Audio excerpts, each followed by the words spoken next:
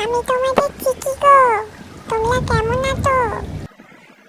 দেখো না, আমি চুপচাপ শুয়ে আছি, আমার মাম্মা আমাকে চুপচাপ শুয়েও থাকতে দেয় না।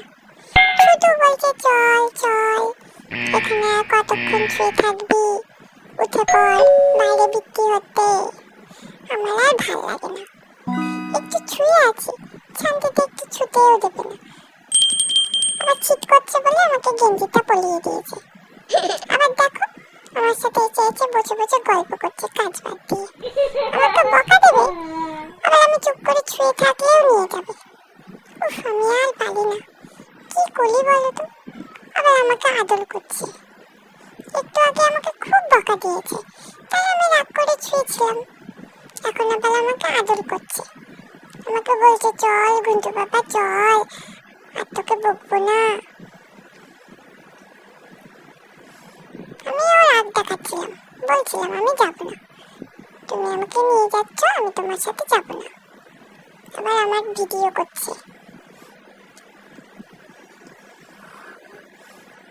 আমি একটু মাম্মামকে আদর করে দিচ্ছি, দেখো সবাই আমি মাম্মামকে আদর করে দিচ্ছি।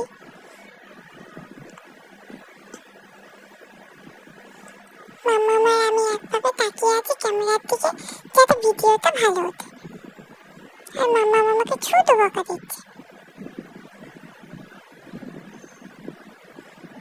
আমি যাবো না বলছি, আমার বৃত্তি দেখতে ভালো লাগছে, আমি এখানে চুপচাপ শুয়ে থাকি। তা না, আমাকে নিয়েই যাবে। আবার আমাকে কোলে নিতে চলে এসেছে,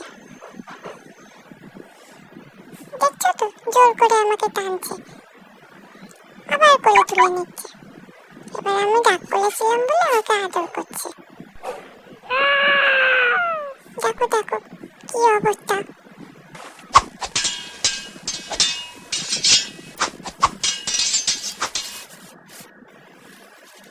আমাকে এবার ভোলাচ্ছে, মাথায় হাত দিয়ে বলছে তোকে আর বকবো না গুঞ্জু বাবা, তুই চ, তোকে আর বকবো না। আমি কি করবো বলো, আমি মাম্মামের ছাই ধরে টানি, আমি তো বুঝি না, আমি তো ছোট। তাই মাম্মাম খুব রেগে গেছে, খুব বকা দিয়েছে।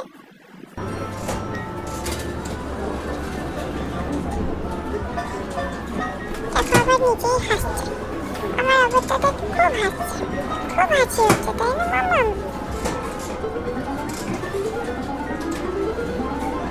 আর কতক্ষণই বা রাগ করে থাকবো, যেতে তো হবেই, চলেই যাই।